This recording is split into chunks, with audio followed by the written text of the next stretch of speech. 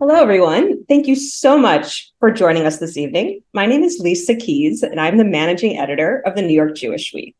The New York Jewish Week is a publication of 70 Faces Media, which is the largest and most diverse Jewish digital publisher in North America. We're home to My Jewish Learning, Kveller, The Nasher, Hey Alma, the Jewish Telegraphic Agency, and the New York Jewish Week, which is your host for this evening's program. Now, I'm so excited to introduce you all to our guest tonight, Adam Mansbach.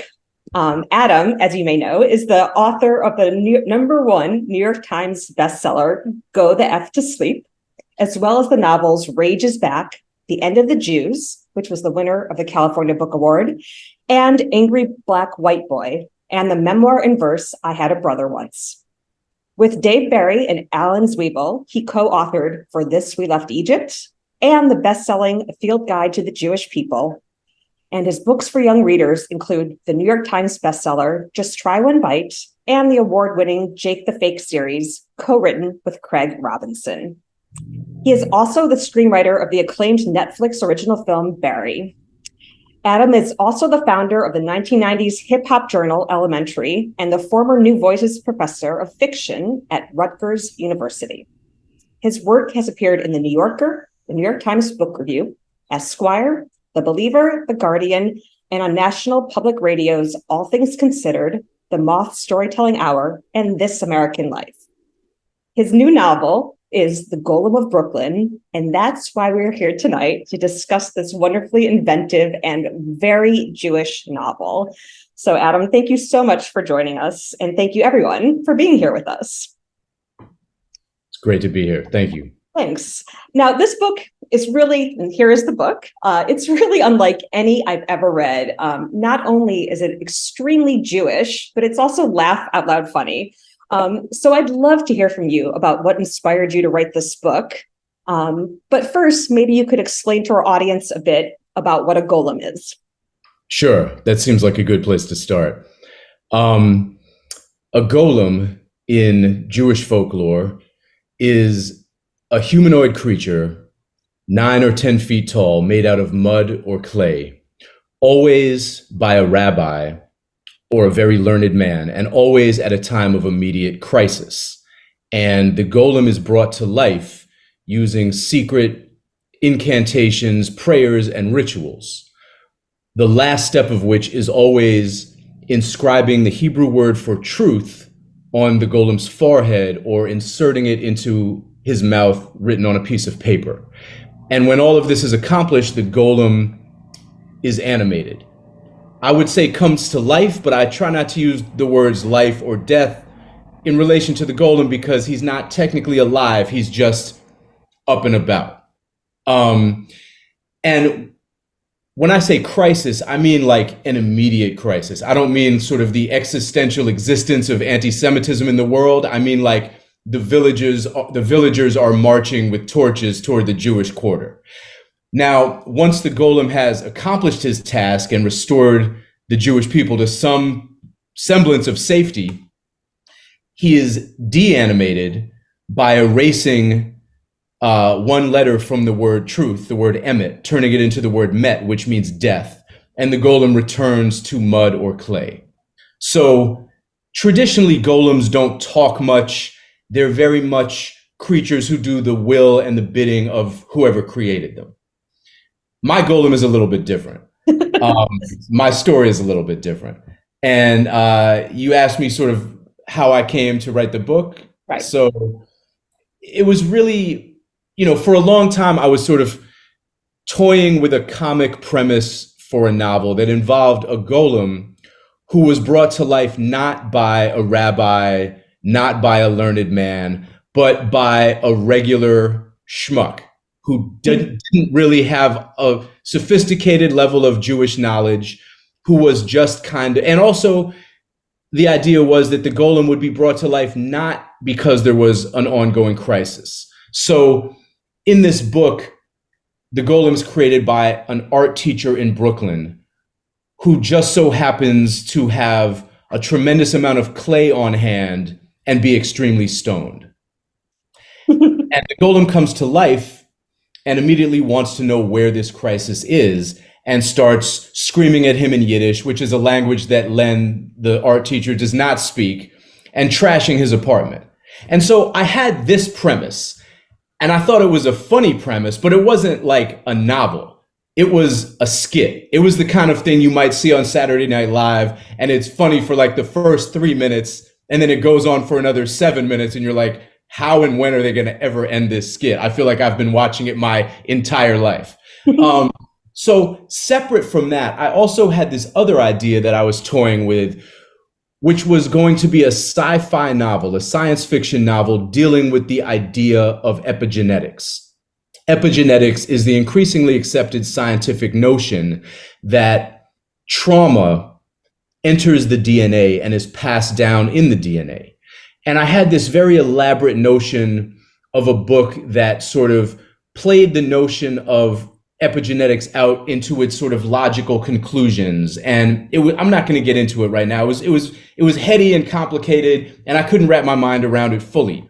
But what I realized one day was that if I wrote a book about a golem who, rather than being kind of this empty vessel, was a being that had an ancestral memory. In other words, you don't make the golem, you remake the golem, because there's only ever been one golem throughout all of history. Then that creature would kind of be this repository of Jewish history and trauma, who also has only ever been around for like the absolute worst times. And through the character of the golem, I could kind of do everything I wanted to do with that book about epigenetics. So these two ideas kind of came together, and I began to plot the novel that became The Golem of Brooklyn. Well, I love that. I thought that the epigenetics reference in the book was wonderful, and the way the golem speaks, I find just so fascinating. Do you remember where you were or how old you were when you first heard of the golem, and did that resonate with you in that moment? You know, I don't remember when I first heard of the golem, but I do remember writing a poem when I was about 20 that featured a golem. So I think I've been fascinated by the golem for a long time. You know, it's funny, Jewish folklore does have a good number of sort of supernatural beings. There are golems, there are Dybbuk's, there are Ibbers, there are various, sprites and demons, but nobody ever talks about them. You know, we're like too busy discussing what grains we can keep in our house during Passover. So this very rich vein of kind of folkloric, magic, supernatural stuff goes largely sort of unplumbed and unremarked upon in the mainstream discourse. Like, you know, you could go to synagogue every day for a year and probably never hear a word about any of these creatures. A good amount has been written about golems over the years. Never a golem quite like this. But I also did a little bit of research on golems for a humor book that you mentioned called A Field Guide to the Jewish People that I wrote with Dave Barry and Alan Zweibel in 2019 or so. So I remember kind of doing some research on the golem then and getting reacquainted with the various methods of making a golem and sort of some of the lore and myth around the golem. So I think that primed me to begin thinking about what it might look like to resurrect a golem in Brooklyn in 2023 and what he would get up to. Right. And what about his voice and personality? What was your inspiration there? Because I find him, the golem, such a unique character as you write him. Yeah, the golem is, as I write him, a fairly cantankerous, rude, insightful being who always refers to himself in third person as the golem. Who learns English in the course of the book by watching a tremendous number of back-to-back episodes of Curb Your Enthusiasm while on a massive dose of LSD. And he speaks with a kind of, you know, he speaks the way you might imagine like that Bigfoot might speak. Or someone yesterday was like, you know, he sounds a bit like Cookie Monster. And I was like, huh. Never occurred to me. You know, Cookie Monster, of course, is a personal hero of mine, but it hadn't occurred to me that the golem sounds like him. But yeah, the golem is aggressive and cantankerous. More than one friend of mine has suggested to me that the golem speaks the way I would speak if I was 9.5 feet tall. That's funny. It's the book is so funny, but as you've demonstrated, you obviously also think very, very deeply about Jewish issues. The book touches on anti-Semitism to the who is a Jew debate, and even the challenges that ex-Haredim face when they leave their communities. Mm-hmm. How would you describe your Jewish identity, and how does that influence your work? Yeah. Well, I grew up extremely observant, only in the sense that I noticed things. My family, I'm trying that line out. Is that working for? I'm working. Like yeah, just maybe I'm getting some. No, I grew up. It's interesting. I grew up in a family that was culturally very Jewish and culturally identified a lot with Judaism. We read Jewish writers. We listened to Jewish comedians. All four of my grandparents are Jewish. None of them was religious. But the cultural milieu of their life, particularly my mother's parents, who lived fairly close to me and had a wide social circle. And I feel like I spent half my childhood at a cocktail party at their house, surrounded by these very accomplished intellectuals and artists, all of whom were generally Jewish. And I don't even think that registered for me at the time. But I always sort of connected most to my Judaism through the artistic production of other Jewish folks. I always read, everybody from Alfred Kazin to Bernard Malamud, and these sensibilities resonated with me. And, when I look back, I think that one of the unique features of Judaism is the fact that you can't leave it even if you want to. Judaism, like Judaism is the Hotel California of religions, right? You can check out, but you can't leave. Mm-hmm. And I think what that means is that there are a lot of ways to feel alienated, to feel marginal, to feel ambiguous and ambivalent about your identity, but you still engage. And I think that for me, all of the writers that I connected with, whether it was Malamud or Kazin or Philip Roth or Lenny Bruce, they all occupied those margins in one way or another, where Judaism was fundamental to their lives, inescapable for them, but also something they had a certain amount of distance from, and it gave them perspective and it allowed them to be incisive and analytical about it. So I think for a long time, I sort of tried to, I wanted to place myself sort of in that tradition of somebody who had enough distance to be creating great art about my own pain as regards the community. As I've gotten older, I think my relationship to Judaism has deepened and become a little more complicated in that I actually spend a good amount of my time now engaged fundamentally in sort of Jewish learning. I'm about, for example, it's kind of wild for me to hear myself say this. I'm 6 months into the Daf Yomi experience, which is, the practice of studying and discussing a page of the Talmud every day. You do it every day, you'll get through the Talmud in a mere 7.5 years. And for me, this is a fascinating thing that I'm doing with a good friend of mine, Natalia Petruzella, who is a professor of history at the New School.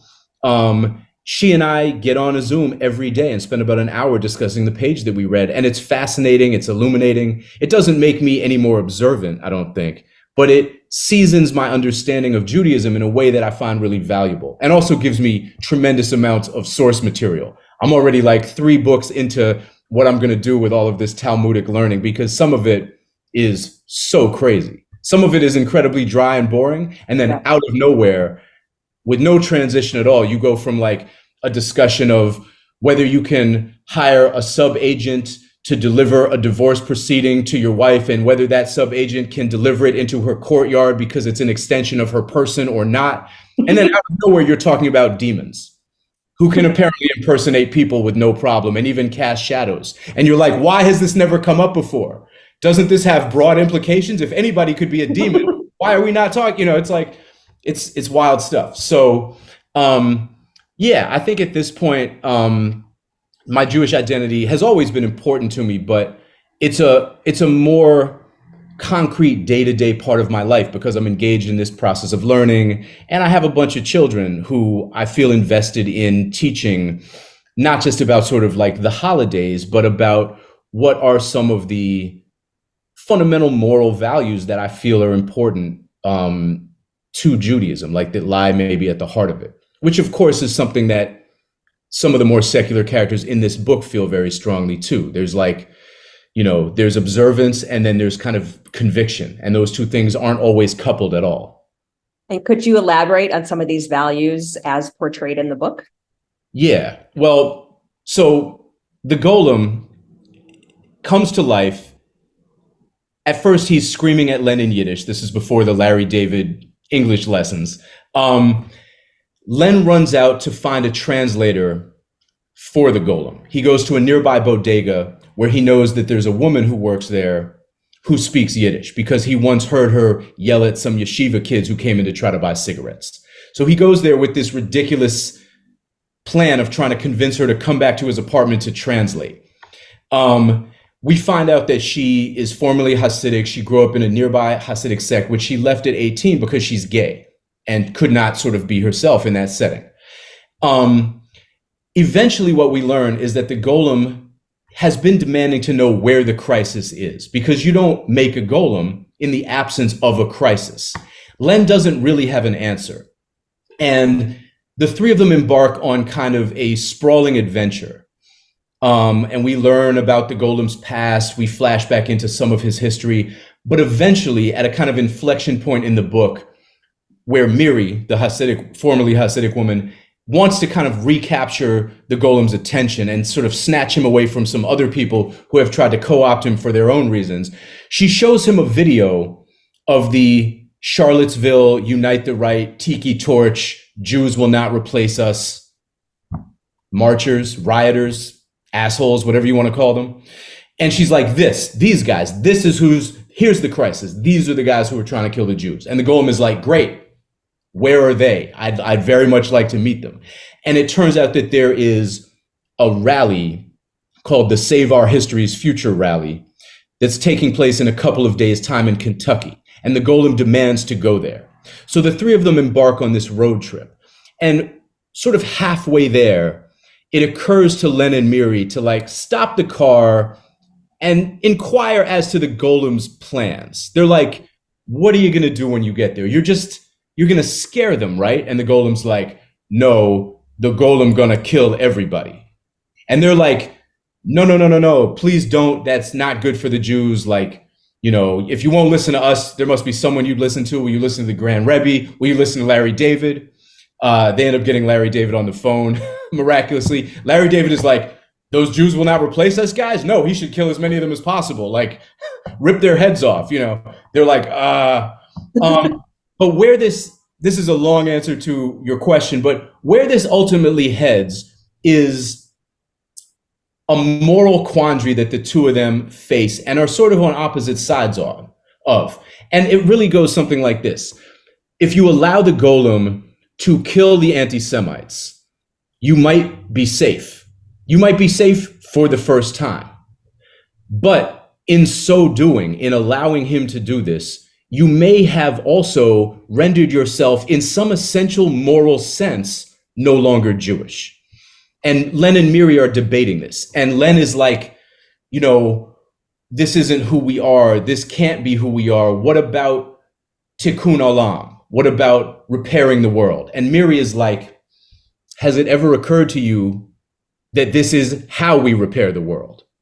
And that's sort of like where they end up on opposite sides of this moral quandary. For Len, who is like not religious, but feels deeply and intuitively that there are Jewish values that exist and cannot be transgressed, this is a bridge too far. And Miri, whose experience is both much more grounded in the actual observance of Jewish law and custom and religion, she's like, kill them all. It's interesting because I think your book really portrays that idea that, there's no one way to be Jewish, right? There's this whole spectrum, and there's no right or wrong or perfect or imperfect way. And I love how you address this with such great humor. Thank you. And speaking of humor, I just feel like the prose crackles, and there were so many lines and moments that I just found so funny. Hearing you personify the golem like that just now was really a highlight for me. Could you maybe read a passage from the book for us? Yeah, I'd be happy to. So as I said, Len goes on kind of this fool's errand to find a translator for the golem. And he goes to this bodega, and this is the scene in which he shows up at this bodega and tries to convince Miri to translate for him. Now, I should mention that this chapter is narrated from the perspective, from the point of view of a bodega cat named Adolfo. In writing this book, made a lot of, when presented with a choice, with a narrative choice, with an authorial choice, I sort of made a general commitment to like do the weirdest thing I could at any given moment. So when I got to this chapter, I had the realization that it didn't really make sense to tell this chapter from Len's point of view, nor did it really make sense to tell it from Miri's point of view. I needed someone who was able to observe and comment on them both.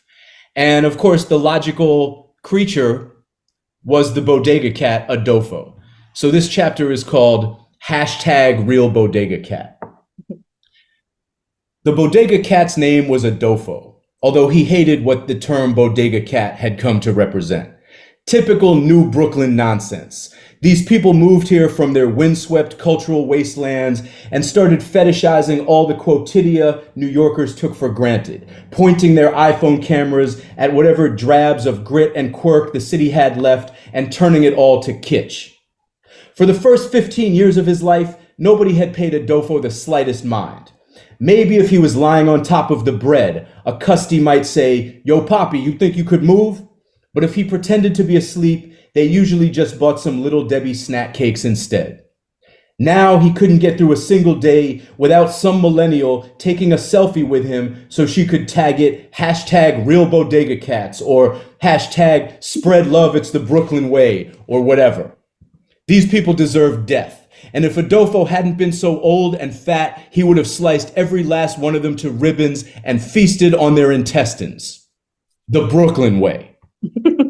The door dinged, and Adolfo looked up from the stack of 4-day-old New York Posts on which he was lounging to see goofy-ass Len Bronstein step inside.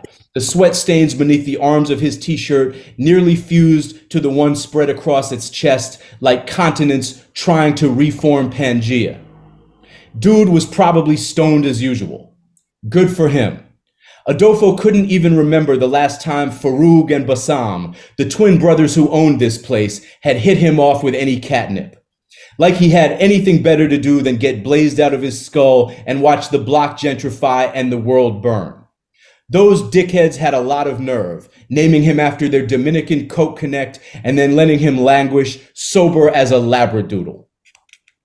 Bronstein beelined for Miri at the counter, the lone woman and the sole non-Yemeni the twins employed, not to mention the only person who ever bothered to freshen Adolfo's water or hook him up with a handful of plantain chips or a 5-hour energy drink. She never tried to pet him either.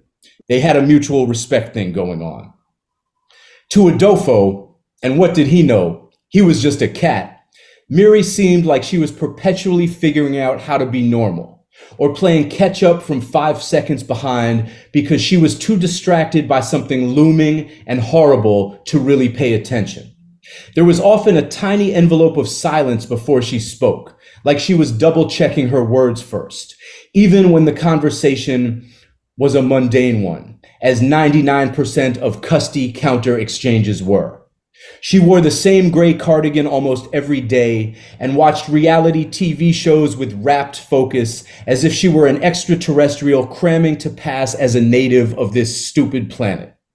She lived in the single room upstairs, which Farouk and Bassam only rented to employees because you had to use the bathroom in the back of the bodega, full of dirty mops and stacked cases of Arizona iced tea. "Hey," said Bronstein. "You speak Yiddish, right?" Miri didn't answer right away. This was the other 1%. Adolfo hopped down off his stack of newspapers. Sorry, I was in here one time and these two Hasidic kids tried to buy cigarettes and you I don't know because I don't speak Yiddish, but it seemed like you cursed them out or something and you definitely didn't sell to them and they took off running practically. Adolfo's eyes widened. How had he slept through that? I speak Yiddish, Miri said at last. I grew up. The envelope of silence came mid-sentence this time. I speak Yiddish, she finished. Cool, cool, said Bronstein, as if she'd asked him to reverse describe himself in 2 words. So, I've kind of got this situation. I need a translator at my place, like 8 blocks away. Miri stepped all the way back from the counter. Better tighten it up, bro, Adolfo thought. Sorry, this is coming out weird. I need some help. I'll pay you for your time. Miri grabbed the cordless phone. Please leave, she said. It's my grandfather, said Bronstein. He hit his head and now he's only speaking Yiddish. I just want to calm him down. So call a doctor. Do you know one who speaks Yiddish? Miri hesitated for a moment, then said, I can't leave the store, but if you bring him here, I'll try to help. Bronstein's eyes flicked left, right, left. Liar, Adolfo thought. Avu ismein schmuck, he blurted. What does that mean? Miri stared at Bronstein for a long time, then said, it means, where is my dick? Oh, shit, said Bronstein, as if this made perfect sense. Miri narrowed her eyes just slightly, her most cat-like and thus most attractive move. Where is his dick? She asked. He's not really my grandfather, said Bronstein. Adolfo could see his right hand fisting and unfisting rapidly at his side. He's a golem. I didn't know I was supposed to make him a dick. No wonder he's mad. A golem, Miri repeated. Adolfo didn't know what that meant, but the way she said it, so inflectionlessly that it was somehow all inflection, made him feel certain that Miri was going to walk off into the night with this damp, untruthful stranger. He couldn't let that happen. He had to warn her. Adolfo meowed at the top of his lungs, then brushed past Bronstein, summoned all the hops he had left, and leapt onto the counter 4 feet off the ground, something he hadn't done since the Bloomberg years. Miri ignored him, followed Bronstein out the door, and locked it behind her. So Adolfo did the only thing he could. He took a nap. Thank you for that. As you can see, the prose is sometimes quite colorful, but also hilarious. And I want to let you all know, listening at home, that I see there's a little bit of activity happening in the chat. So if you have any questions for Adam, please drop them in the chat and we will do our best to get to them later in the evening. Now, one question that I think has also come up in the chat that I had is that as I was reading this book, I could almost see the movie or the limited series in my mind. Is this something you would like to see happen? Have you given any thought to this as you wrote it or as it comes out in the world? As a member of the WGA, I am no longer on strike, so that's right. A nice thing. It's funny, when I first realized that the golem could be a creature with an ancestral memory and that I might have a novel here, I sat down and I wrote a 4-page outline. And my initial thought was that it could be a screenplay. So I sent the 4-page outline to my agent, who responded with a 1-line email, which read in its entirety, "The golem market is dead." And I was like, okay, I guess it's a novel then. But my intention was always to write a short comic novel that got in and got out, did its thing, didn't overstay its welcome, made its points, and that does lend itself to a film. I would love to turn this into a film. I haven't quite gotten as far as casting it in my head, but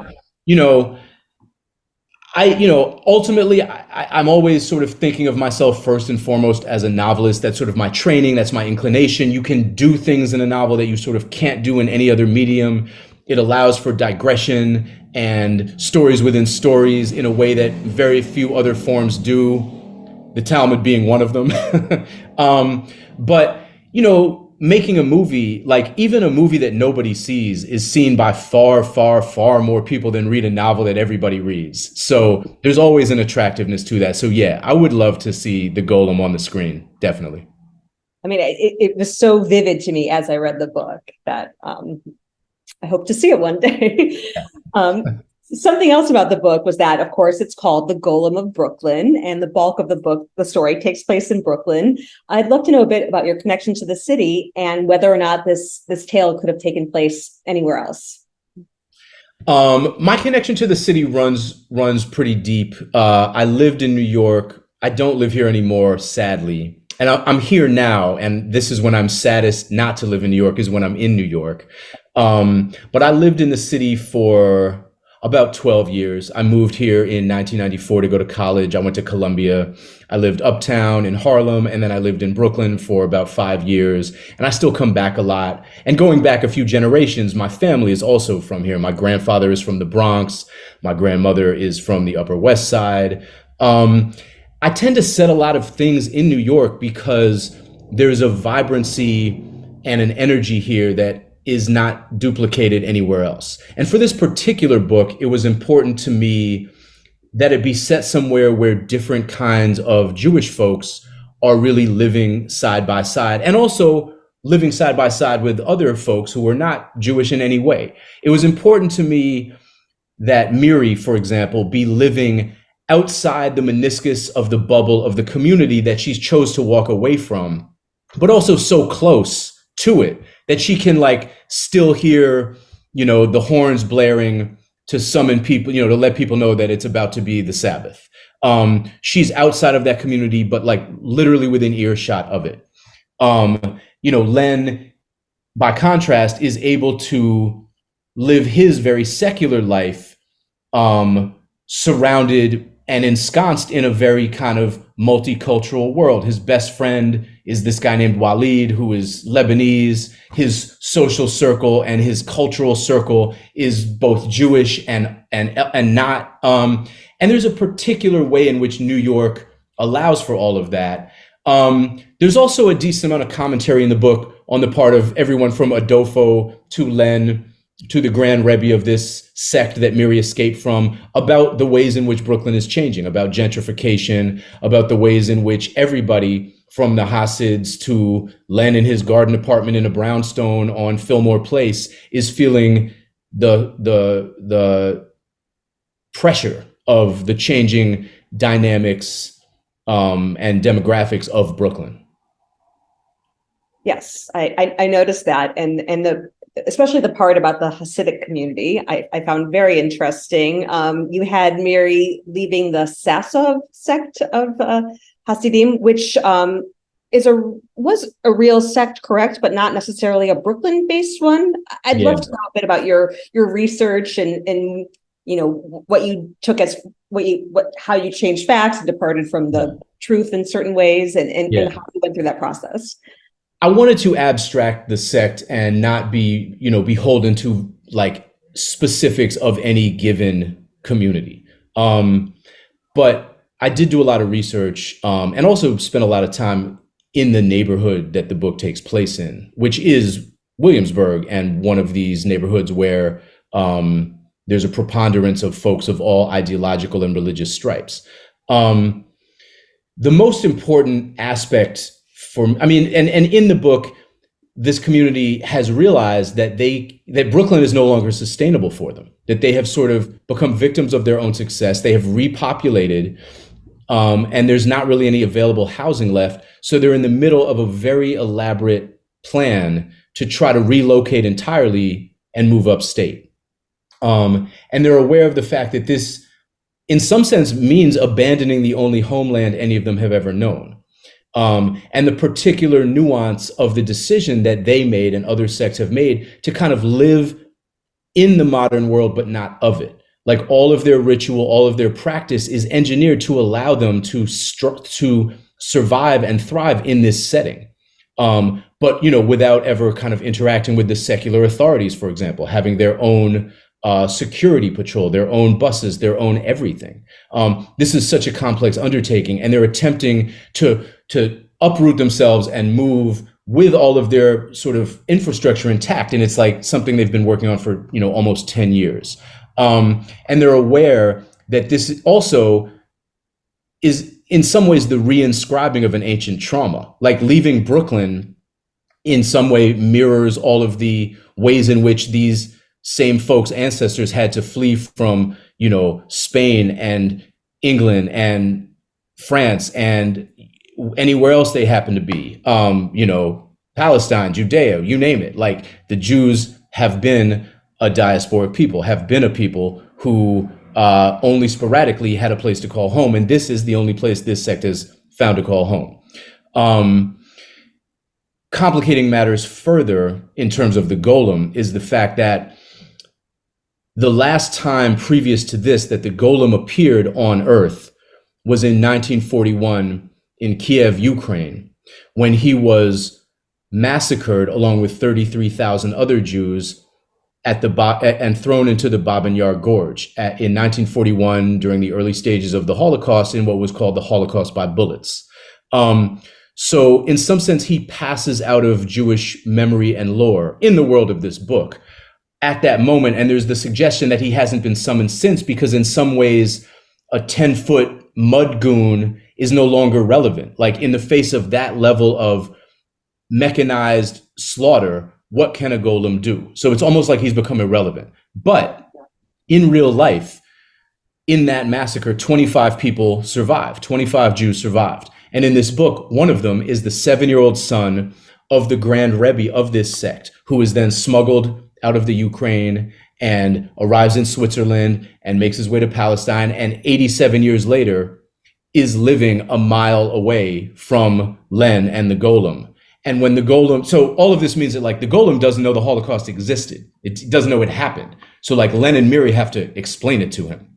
And then when he learns that the Grand Rebbe, the grandson of the guy who last made him, is alive, he's like, I gotta take me to him. Like he's my boss, not this schmuck. Right. So that leads to all kinds of complications. And there are also parts in the book that I really love that are kind of subplots, little stories that are a departure from the main narrative. I particularly love the one where Len and his buddy Wally go to Sweden to bust an Airbnb scammer. How do these stories fit into your writing process, and how do they fit into the book and to your process as a writer? Yeah, I'm a fan of narratives that are not linear, of stories nested within other stories, of digressions and departures. I tend to want to write by kind of accumulation, agglomeration. I don't always want to tell a story that simply begins at point A and ends at point Z. I like to build tension by putting that story on pause. I like to build character by taking you into another element, another facet, another moment in a character's life. And that can mean flashbacks, that can mean storytelling.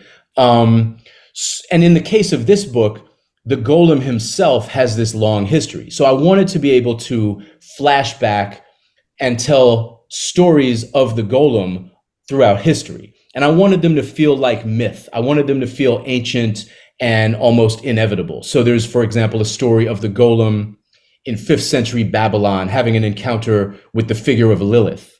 There's a story about the Golem in 11th century Spain during the Caliphate of Cordoba, at the Interfaith Academy, where Jews, Muslims, Christians were all working together to translate various texts. And also to balance that, I wanted to flash back and tell side stories about Len, about Miri. I would say that my inspiration for that is everything from Roberto Bolaño, who frequently employs this technique and kind of breaks all the rules of literature in a way that I find fascinating and is very much intuitive, and it's hard to explain, and you either go with it or you don't. And this book is the same. You're either going to go with it or some people won't.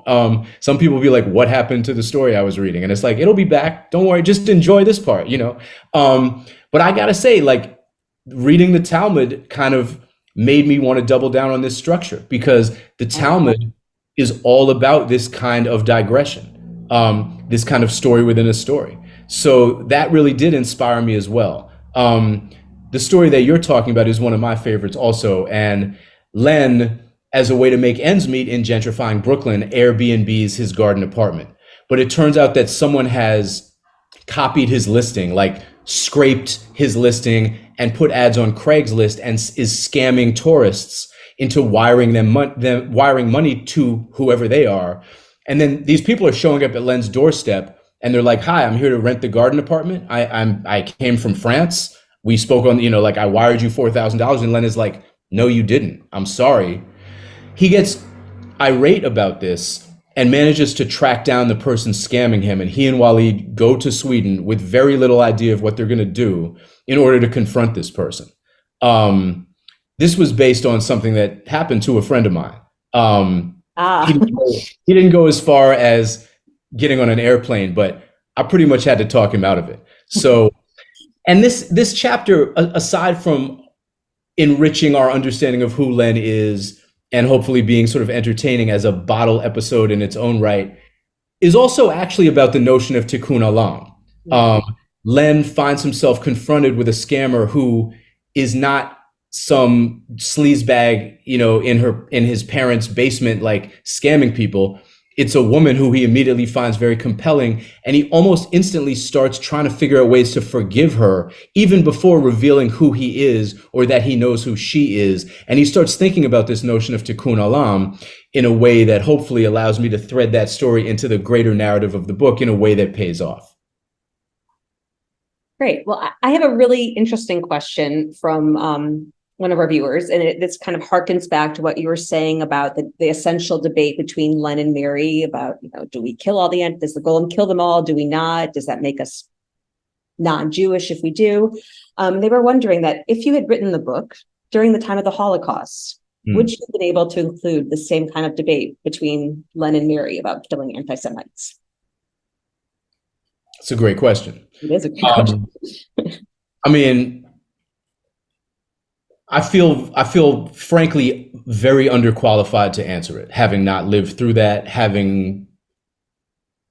think the Holocaust strains all of our memory, all of our imaginations. Anyone who did not live through it, we can strain and struggle to try to understand that level of horror and maybe never be able to. I find that almost as difficult as being able to wrap my mind around like the fact that, like space is infinite. It's a very different kind of inability, but it's a fundamental inability. But I can say from the study and the reading that I've done that debates about how we treat our enemies and how we deal with those who hate us have been a consistent part of Jewish life from the very beginning of it. And the notion of maintaining, retaining, keeping close the values that make us Jewish has always been in tension and in dialogue with the impetus to define where defending ourselves crosses the line into merely attacking those who we believe might do us harm. I think it's tricky stuff. I think it's a complex moral world. And, in some sense, I'm more committed to raising the questions than I am to answering them. And I hope that doesn't sound like a cop-out. But, I think literature should only be prescriptive to a point. And I think it should stop just short of answering questions, but should always try to raise the deepest and most unanswerable questions that it can conjure up, if that makes sense. I mean, and that also seems like a very Jewish approach, right? Questioning things, right? Seeking for answers, maybe not arriving at one, but asking the questions that might get you there. I like to think so. That certainly comports with my positive stereotypes of the Jews. Right. And what about language? There's some very colorful language in the book, but there's also a lot of Yiddish. Where does your Yiddish come from? Did you study it? What's your thoughts on language? That's the easiest question for me to answer. My Yiddish, all the Yiddish in this book comes from my good friend Eddie Portnoy, who is who works at YIVO, who has a PhD in Yiddish, and who was kind enough to be my on-call source for all the Yiddish words in this book.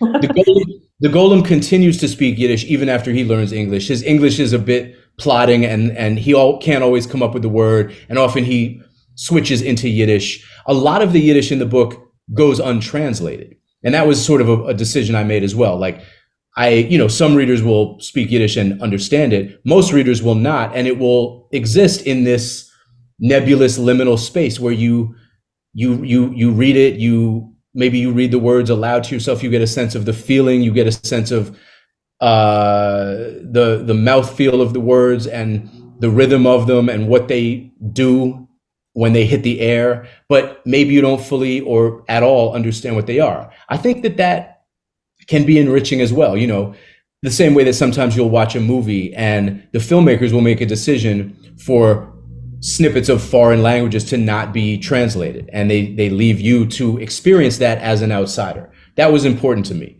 But Eddie was incredible. Like, any time of day or night, I'm texting him, Eddie, how do you say rip his arms off in Yiddish? He's like, here you go. And Eddie also he write you back with that. He just knew. All of it. It's funny because I've always been fascinated by Yiddish. I probably speak the same 100 words of Yiddish as every New Yorker, Jewish or not. My grandfather spoke a little, he spoke some Yiddish. And I had these distinct memories of old friends of his that he grew up with in the Bronx coming over to his house, and they'd banter a little bit in Yiddish, crack a few jokes, chuckle. And then later I'd be like, Grandpa, you speak Yiddish? And he'd be like, no. And I'd be like, but will you teach it to me? And he'd be like, no. And I couldn't ever tell if I was unworthy or he felt that the language was unworthy. The other thing that was great about Eddie was that he would make me drill down on what the precise meaning I needed from the words was. So if I was like, Eddie, how do you say monster? He'd be like, well, what kind of monster? An abomination, a person who is monstrous, a creature, what are we talking about? And it forced me to provide context and to think one level deeper about exactly what my needs were. I kind of wish I had someone to do that for me in English. It does seem you might have other people in your orbit who are doing that when it comes to Jewish thoughts and ideas. You touch on just so much in Jewish history and modern Jewish issues in the news. I'd love to know, aside from Eddie Portnoy, who helped you with the Yiddish, who's your chevra? Who are you talking to about Jewish ideas on a regular basis? That's a great question. Several people. My partner, Jamie, and I talk about Jewish stuff a lot, particularly as we figure out how to raise kids in a fashion that feels Jewish to us. Mm-hmm. I have my oldest friend who I've known since I was 2 years old. His name is Adam Lazarus. There were a lot of Adams when I was a kid, not so many anymore. Back in grade school, it was Adam L, Adam A, Adam M. Now if I meet an Adam under 30, I'm like, oh my God, it's like Mildred or something. It's not a name young people have anymore. But, his family was much more religious than mine. And actually a lot of my earliest memories and deepest memories of Jewish holidays and culture took place at his house. His family kept kosher. They kept the Sabbath. I remember going to his house for Seders. And I remember his father, Jeff, who I'm still very close with. The way he ran the Seder, he had poker chips. And if you asked a really good question, you got a poker chip that you could redeem later for 25 cents. Wow. And it kept me utterly focused and engaged and wanting to ask the most insightful question I could. By contrast, the story about Seders in my family was about my grandmother as a little girl attending this 6-hour Seder that some uncle of hers was running. And somebody was like, wow, Felicia's paying a remarkable amount of attention. She's been quiet the whole meal. And then they got up to go to the bathroom and noticed that what was actually happening was that my grandmother and her father were playing chess on a low table next to the Seder table. So that's my family. No, I mentioned all that to say that I talk to my friend Adam Lazarus about Judaism a lot. I'm part of a network called Reboot, which has been a really important thing in my life. It's kind of a network of Jewish folks Once you are invited in, you attend a summit, and then you're sort of part of this ongoing network. And it's full of just a lot of lovely, interesting people, a lot of them in the arts, a lot of them in academia. That's how I met Eddie Portnoy. Both of the rabbis who I can now call when I'm totally flummoxed by some Talmudic matter that comes up are from that network. Amichai, what's his last name? Can't even remember. Kendall Pinkney is the other. I'm lucky that I feel like I have a lot of interlocutors who I can talk about all of these things with, and people who approach the subject in similar ways that I do. My friend Kevin Koval, who's a poet, who's written a lot about these things, is another. My friend Josh Healy, whose name doesn't sound Jewish, but he's quite Jewish, is another. I could sort of continue to list these folks. And a lot of us do work that sits at the intersection of thinking about racial justice and white privilege and anti-Semitism, and, are equally invested in sort of figuring out ways to push that conversation in new directions, using the arts, using humor, using whatever means are at our disposal. Great. I would love to know, you touch on so much. What would you like readers to take away from this book? That's, I struggle with this question. The two questions that I often get that I never know how to answer are, what do you want readers to take away from the book? And like, who do you see as the reader of this book? Mm-hmm. No, because I'm like, anybody with $18, everybody with $18, and I think about I don't think about audience so much when I'm writing, although with this book, I did have this new and very lovely experience because I was so excited writing this book and I was writing it very fast. I wrote this book in about 3.5 months. And every day I would share my new pages with my partner, Jamie. I'd be like, you want to read the new stuff? You want to read the new stuff? She's like, yeah, let me read the new stuff. And I'd sit there next to her while she read it on the same computer I'm talking to you at now. And, I'm sure it was not a great reading experience for her because I'm peering over her shoulder. And occasionally I'm like, hold on, let me fix this typo. Let me add a sentence. She's like, so in some sense, she was my audience, my first audience, my test audience. What I want readers to take away from this book, I think more than anything, is a sense, I want it to be fundamentally an enjoyable experience. Like, I wrote this book to elicit laughter, and I want that laughter to bring people to the table. The reason that I use humor in so much of my work and use it the most in my most serious work in some ways is because it disarms people, it brings them to the table, it allows them to grapple with ideas that they might be scared of and run away from if they weren't actually laughing and disarmed and newly willing, because what that does to your brain and body.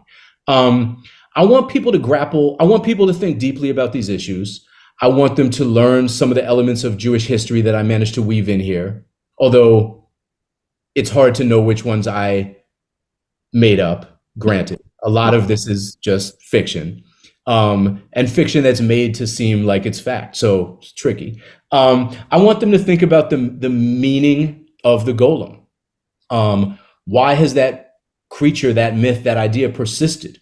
What does it mean? What does it mean that truth brings it to life and death deanimates it? What does it mean to contemplate a being that is summoned in times of crisis? What does it mean that we always have to put it back to sleep when the crisis is over? Why not have a standing army of golems? Why is there only ever one golem? Hopefully the book makes people think through some of these issues and brings some new perspectives and goes in directions that might be unexpected. That's, I think, what I hope people get out of the book.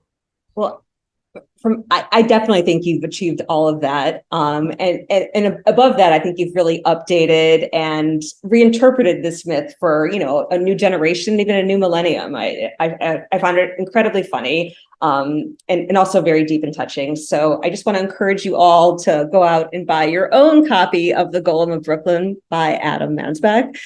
Thank you so much for joining us, Adam. It was such a pleasure to talk to you. And thank you all for joining us from home. This was a lot of fun. And please be sure not only to buy the book, but to follow the New York Jewish Week. You can find us on Instagram, sign up for our emails, read our website, which is nyjewishweek.org. And thank you all just so very much. Yeah, thank you so much. This was a lot of fun for me. I hope everyone enjoyed themselves. And yeah, this was great.